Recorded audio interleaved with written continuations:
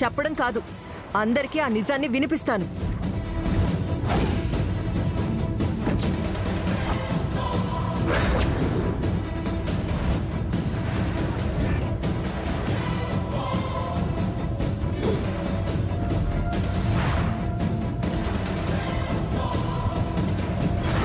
వసుంధరా, అమ్మకిచ్చిన మాట కోసం రిసార్ట్కి వెళ్ళాం, సంతోషంగా గడిపొచ్చాం. త్వరలో మనకి పిల్లలు పుట్టగానే నీకు కూడా బాధ్యతలు పెరిగిపోతాయి. అప్పుడు కూడా అన్ని పనుల్ని చక్కబెడుతూ ఇలాగే సంతోషంగా ఉండాలి వసుంధరా.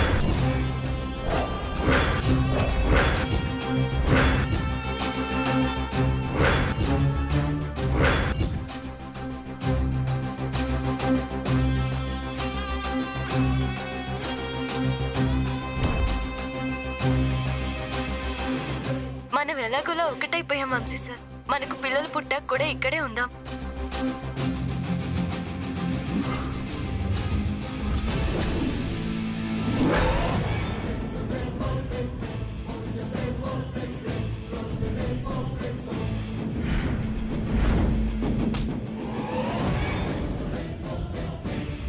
అత్తయ్య, కొంచెం కూడా కామన్ సెన్స్ లేకుండా ఏం నువ్వు చేస్తుంది? నీకేమైనా పిచ్చి పట్టిందా?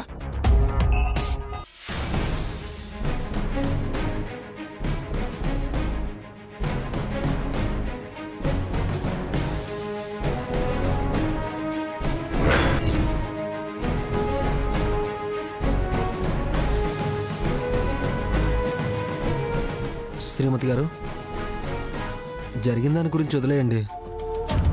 మీరు ఇలా ఉంటే నా వల్ల కూడా కావట్లేదు. ఎలా వదిలేయమంటారు శ్రీవారు? అయినా కొంచెం కూడా పద్ధతి పాడు లేకుండా ఐరేంద్ర గారు మా అక్క పర్సనల్ విషయంలో జోక్యం చేసుకుని ఇలా 10 మంది ముందు వాళ్ళ విషయాలు ఎంతవరకు కరెక్ట్ అంటారు? ఐరేంద్రి అత్తయ్య చేసింది తప్పే శ్రీమతి గారు. కానీ అత్తయ్యకి అర్థమయ్యేలా చెప్పాలన్నా మా నాన్నమ్మ మాకు అడ్డుపడుతుంది. లేదు శ్రీవారు, ఇలా ఐరేంద్ర గారు చేసే పనికిరాని ఒత్తిడికి పెద్దమ్మ గారు కూడా మారిపోయారు. అందుకే ఐరేంద్ర గారి ప్రతి విషయంలో ఆవిడ చెయ్యి ఉంటుంది. ఇంత జరిగినా కూడా అన్నయ్య వసుంధర గారే మాట్లాడడం లేదు. మనం వాళ్ళతో వాదించడం మంచిది కాదేమో శ్రీమతి గారు. ఎవ్వరేమన్నా భరించడం, ఏం జరిగినా సర్దుకుపోవడం మా అక్కకు అలవాటైపోయింది శ్రీవారు. కానీ మనం తనకిప్పుడు తోడుబాటు ఇవ్వకపోతే మనకి ఐరేంద్ర గారికి పెద్ద తేడా ఉండదు. శ్రీమతి గారు, మా అన్నయ్యతో నక్షత్ర పెళ్లి జరిపించాలని మా అత్తయ్య చిన్నప్పుడే నిశ్చయించుకుంది. అన్నయ్య వసుంధర గారిని ప్రేమించడం కానీ పెళ్లి చేసుకోవడం కానీ అత్తయ్యకి ఏమాత్రం ఇష్టం లేదు. తన పంతం నెగ్గించుకోవడానికే ఇలా చేస్తుంది. అందులోనూ నాన్నమ్మ కూడా అన్నయ్య పెళ్లి నక్షత్రతోనే చేయాలని నిశ్చయించుకుంది. అందుకేనేమో ఐరేంద్రి అత్తయ్య ఏం చేసినా నానమ్మ నోరెత్తి గదమాయించలేకపోతుంది. అది కాదు శ్రీవారు, మాకంటూ వెనకాల పెద్దవాళ్ళెవరూ లేరు అన్న ధీమాతోనే ఐరేంద్ర గారు ఇలా కుట్రలు చేసి నిందలు వేసి బయటకు పంపించాలని చూస్తున్నారు. అయినా అక్క ఐరేంద్ర గారికి ఏం అన్యాయం చేసినట్టు? వసుంధర గారు ఎవరిని మోసం చేయలేదు శ్రీమతి గారు. ఐరేంద్రి అత్తయ్య నక్షత్రని ఇంటి పెద్ద కోడలి స్థానంలో చూడాలనుకుంది. కానీ అన్నయ్య వసుంధర గారి మీద చూపిస్తున్న ప్రేమ ఆత్మాభిమానం చూసి ఐరేంద్రి అత్తయ్య ఓర్చుకోలేకపోతుంది. వాళ్ళిద్దరి మధ్య సాన్నిహిత్యం పెరిగిపోతుందన్న బాధలో ఇంతకు తెగిస్తుంది శ్రీమతి గారు. మామయ్యున్న అత్తయ్యకు బుద్ధి చెప్పేవాడు, లేదా మేమే ఆయనకు బదులు చెప్పేవాళ్ళం. ఆయన వంశీ సార్ కూడా ఇంత మౌనంగా మారిపోయారేంటి శ్రీవారు? తప్పు చేసిన వాళ్ళు దొరికిపోయినప్పుడు వాళ్ళని పట్టుకొని నిలదీయచ్చు కదా. ఎందుకు వంశీ సార్ అక్క వైపు కూడా మాట్లాడలేకపోయారు? నన్ను మా అన్నయ్యని క్షమించండి శ్రీమతి గారు. మా నాన్నమ్మ అటువైపు ఉన్నారంటే మేమెదురు మాట్లాడలేము. కొత్తగా చెప్పడానికంటూ ఏం లేదు. చిన్నప్పుడు మా అన్నయ్య తెలియకుండా చేసిన అల్లరి వల్ల కార్ యాక్సిడెంట్ జరిగింది. ఆ ప్రమాదంలో మా నాన్న ప్రాణాలు కోల్పోయారు. మా అమ్మ కూడా తన కాళ్ళని కోల్పోయింది. కళ్ళ ముందే కొడుకు చావుని చూసి బాధను దిగమింగుకుని మా నాన్నమ్మ తట్టుకోగలిగినా కళ్ళ ముందే తను చేసిన అల్లరి వల్ల నాన్న ప్రాణం పోయిన సంఘటనను అన్నయ్య తీసుకోలేకపోయారు. ఎన్ని రోజులు ఏడ్చాడో, ఒత్తిడికి గురై ఎన్నిసార్లు పిచ్చివాళ్ళ ప్రవర్తించాడో తనకే తెలీదు. అన్నయ్యని మామూలు మనిషిగా చేయడానికి అమ్మ ప్రయత్నం వృధా అయిపోయింది. నాన్నమ్మ మాత్రం ఇంకో పద్ధతిలో అన్నయ్యని భుజానెత్తుకుని పెంచింది. అన్నయ్య కంటే ఈ ప్రపంచంలో ఏది గొప్పదుండదని అన్న ముద్దలు తినిపిస్తూనే కథలుగా చెప్పింది. ఆ మాటల కారణంగానేమో వసుంధర గారు అన్నయ్య జీవితంలోకి రాకముందు వరకు గర్వం, అహంకారంతోనే అన్నయ్య ఉన్నాడు. వసుంధర గారు తీర్చిదిద్దిన జీవితంలో ఉన్నాడు కాబట్టే ఇందాకేం మాట్లాడకుండా ఉన్నాడు. క్షమించండి శ్రీమతి గారు. శ్రీవారు, అక్క వంశీ సార్ ఒకరినొకరు అర్థం చేసుకున్నారు కనుకే ఎక్కడ ఏం మాట్లాడాలో ముందే ఎవరు మాట్లాడాలో నిశ్చయించుకున్నట్టున్నారు. మనం వాళ్ళని ఇబ్బంది పెట్టడం సబబు కాదు.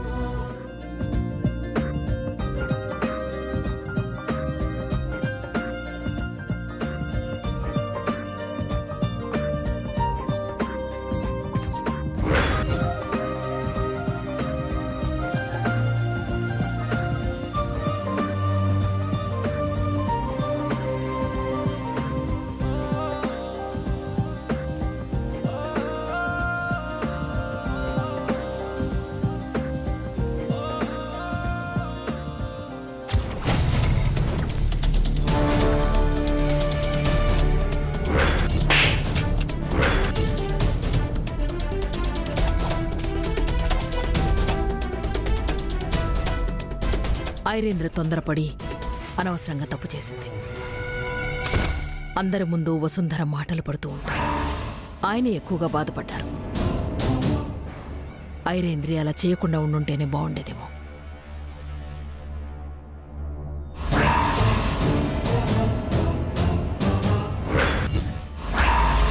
అత్తయ్య, మీతో ఒక విషయం మాట్లాడాలని వచ్చాను. చెప్పు. నేను కొత్తగా చెప్పడానికి ఏమీ లేదు అత్తయ్య. ఐరేంద్రి చేసింది మీకు తప్పుగా అనిపించలేదా అత్తయ్య? మరి ఇందులో నీకు వసుంధర చేస్తున్న తప్పు కనిపించట్లేదా? మన నిర్ణయాలు తెలుసుకోకుండానే వాళ్ళు ఒకరినొకరు ప్రేమించుకుని పెళ్లి చేసుకుని ఇంటికొచ్చారు. అప్పుడు అడ్డు చెప్పని మనం వాళ్ళు తీసుకునే నిర్ణయాలకు అడ్డు చెప్తామని వాళ్ళు ఎలా అనుకుంటారు అత్తయ్య? నువ్వు చెప్పింది కూడా బాగానే ఉంది. కానీ ఎంత కాదనుకున్నా మనకు వంశీనే ముఖ్యం. కానీ ఇప్పుడు వంశీ వసుంధర భర్త అత్తయ్య. తన ముందే తన భార్యని ఇలా అవమానిస్తూ మాట్లాడుతున్నా మరొక్క మాట మాట్లాడకపోవడానికి కారణం వంశీకి మీ మీదున్న గౌరవమే అత్తయ్య. ఐరేంద్రి అలా చేసింది కూడా వంశీ మీద ప్రేమతోనే. ఐరేంద్రి చేసిన దాంట్లో ప్రేముందని నేను అనుకోనత్తయ్య. వంశీ తన కూతురికి దక్కలేదన్న అసూయ, ఈ కుటుంబానికి తను మరింత దూరం అయిపోతుందన్న భయం మాత్రమే కనపడుతుంది. అయినా వంశీ వసుంధర గదిలోకి వెళ్ళి వాళ్ళు పర్సనల్గా మాట్లాడుకునే మాటలను రికార్డ్ చేసి అందరి ముందు వినిపించటం ఎంత నీచవత్తయ్య.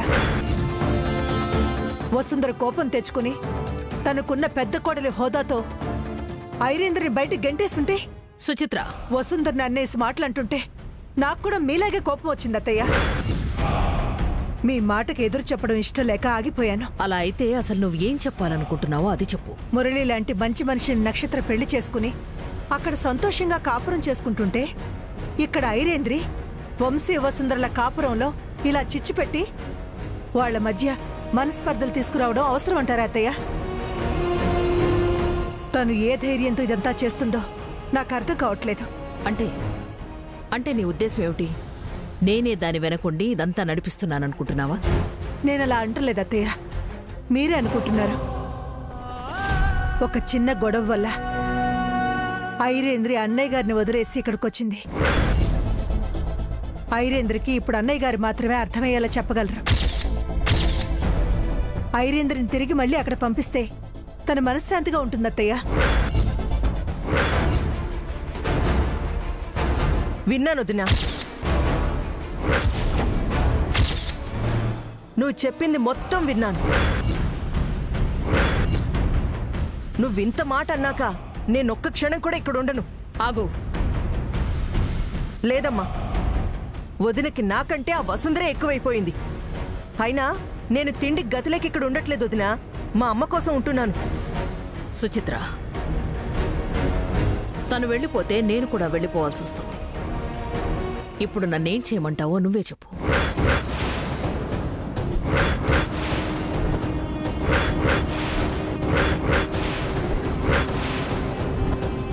ఐరేంద్రి, నేను నిన్నిక్కడి నుంచి వెళ్ళిపోమని చెప్పడం లేదు. వంశీ వసుంధర విషయంలో నిన్ను కల్పించుకోవద్దని చెప్పడానికి మాత్రమే వచ్చాను. నేను నీతో చెప్తే నువ్వు బాధపడతావని అన్నయ్య గారి దగ్గరికి పంపించమని అత్తయ్య గారికి చెప్పడానికి వచ్చాను.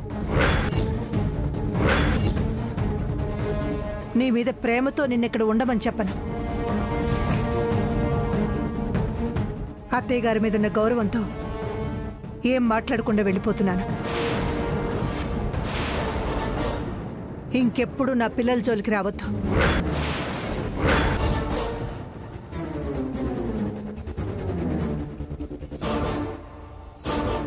చూసావా అమ్మా, వదిన నాతో ఎంత పొగరుగా మాట్లాడిందో. ఇదంతా ఆ వసుంధర ఏడిపై అయి ఉంటుంది. ఐరేంద్రి,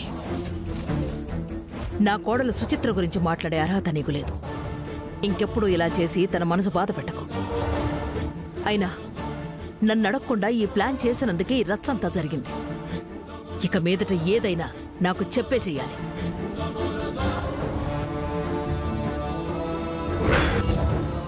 ఇంకెప్పుడు నా పిల్లల జోలికి రావద్దు.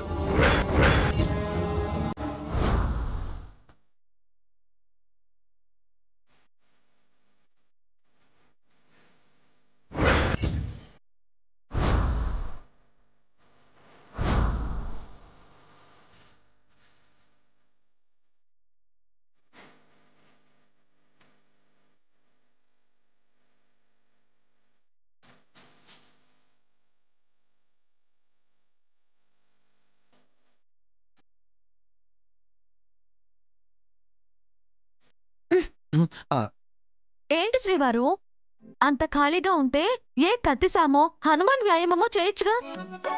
ఎందుకలా కాళ్ళు కాలిన వాళ్ళే తిరుగుతున్నారు? అయ్యో శ్రీమతి గారు, ఇదేంటో తెలుసా?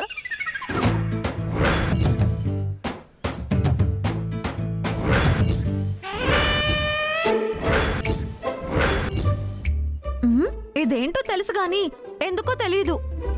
చూడండి శ్రీమతి గారు, అక్కడ వసుంధర గారు ముగ్గేస్తున్నారు.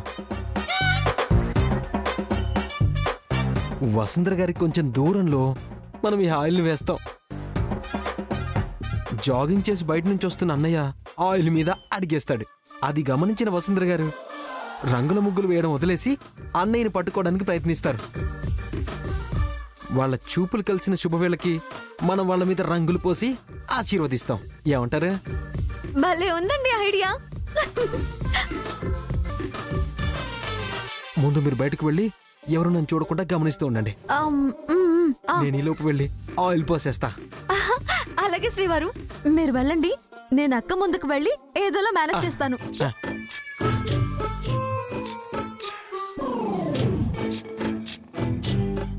అలేఖ్యా, అక్క అలేఖ్యా, నాకు కాస్త హెల్ప్ గా నువ్వు కూడా కలర్స్ వేయొచ్చు కదా. లేదక్క, ఆనంద్ గారు నాకు ముఖ్యమైన పని చెప్పారు. నేను వెళ్ళి కాసేపు ఎండలో నిలబడతాను. సరే.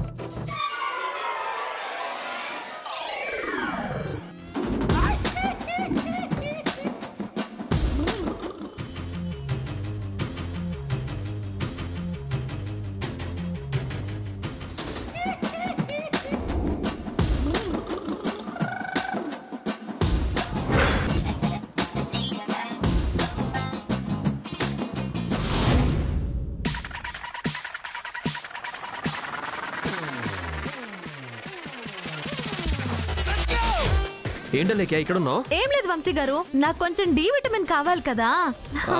అలాగా, ఓకే ఓకే.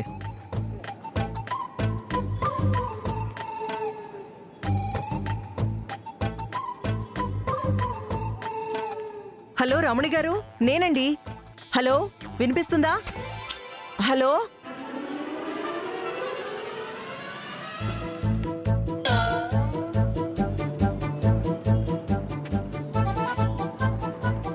ఇదేంటి ఐరేంద్రి అత్తే వస్తుంది? ఈవిడ గాని అడిగేసి స్లిప్ అయ్యి వసుంధర గారి మీద పడితే ఇంకేమన్నా ఉందా? అమ్మో, అలా జరగకూడదు. హలో రమణి గారు, నేనండి ఐరేంద్రిని. అత్తయ్య గారు. మేడం, శ్రీవారు! ఆనంద్ గారు, ఆనంద్ గారు, ఆనంద్ రే ఆనంద్, ఐరేంద్ర గారు, లేరా లేవండి. జాగ్రత్త. అమ్మా, మీకేం కాలేదు కదా? అమ్మా. అయ్యో, ఐరేంద్ర గారు, మీకేం కాలేదు కదా? లేవండి. అమ్మా అమ్మా. అయ్యో ఆనంద్ గారు, మీకేం కాలేదు కదా? నా పసుపు కుంకాలకి ప్రమాదం ఏం లేదు కదా? ఐరేంద్ర గారు రండి. అమ్మా. ఆనంద్ గారు, మీకేం కాలేదు కదా? ఏమోనండి, తల జారి కింద పడిపోయినట్టుగా అనిపిస్తుంది. అయినా నువ్వెలా జారిపడ్డావురా? ఏమో అన్నయ్య, అది అలా జరిగిపోయింది అంతే. అమ్మా అమ్మా, అంత నా కర్మ. అమ్మా తప్ప. అమ్మో. అయ్యో, అమ్మా. మీరు రండి శ్రీవారు, నేనుండగా మీకు ఇంత కష్టం రానివ్వను. రండి, జాగ్రత్త. అమ్మో.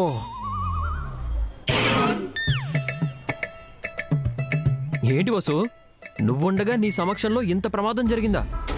ఏంటో నేను కూడా ముందే పసిగట్టలేకపోయాను వంశీ సార్. సరే, లోపలికి వెళ్ళి చూద్దాం రా.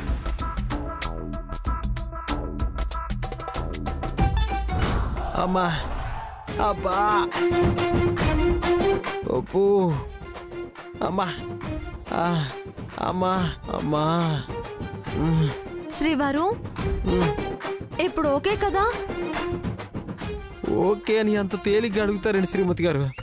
నేను మీకు ముందే చెప్పాను కదా, ఈ ప్లాన్ వర్కౌట్ అవుతుందో లేదోనని నాకు అనుమానం కూడా ఉందని. నన్ను ఎందుకు ఆపలేకపోయారు శ్రీమతి గారు? అబ్బా. హలో మాస్టారు, మీకు అలా చెప్పింది నేను. మగవాళ్ళు ఈ ప్లాన్ అమలు చేస్తే వర్కౌట్ అవుతుందా అని నేనంటుంటే, నేను చిన్నపిల్లన్నా అంటూ నన్ను చీప్ గా చూసి ముందుకెళ్లారు. ఐరేంద్ర గారు అదుపు తప్పి మీ మీద పడితే గానీ మీకు తెలియలేదు. అవునండి శ్రీమతి గారు, మా ఐరేంద్రి అత్తయ్య నన్ను తోసేగానే నా గుండె ఆగిపోయినంత పని అయింది.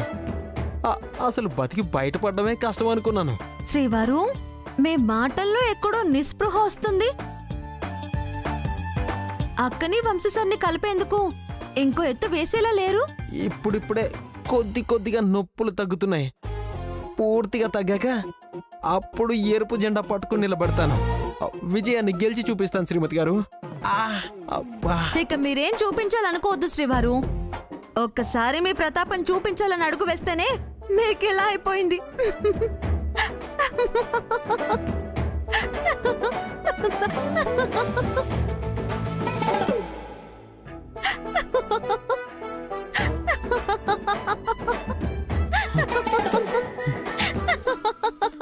శ్రీమతి గారు, అబ్బా, మీరు మరీ అంత హేళన చేసి నవ్వకండి. పెరట్లో పూలు కూడా పోయేవేమో. అది కాదు శ్రీవారు, తగిలిన ఎదురు దెబ్బని ఛాలెంజింగ్ గా తీసుకుందాం. ఈసారి ఎత్తు నేను వేస్తాను, మీరు నన్ను ఫాలో అవ్వండి. అలా అయితే రోజు ఫాలో అవుతాను శ్రీమతి గారు. శ్రీవారు, ఏంటి మీది మీదికి వస్తున్నారు? ఏదో ప్లాన్ చెప్తానన్నారు కదా, చెప్పండి శ్రీమతి గారు. దగ్గర చేయాల్సింది మా అక్కని వంశీ సార్ని. ముందు మనం దగ్గరై ఆ తర్వాత వాళ్ళని ఒకటి చేద్దాం శ్రీమతి గారు. శ్రీవారు, మీరు నియమాలు తప్పితే ఐరేంద్ర గారిలో ఏదో ఒకటి వచ్చి మీ మీద పడుతుంది. అమ్మా.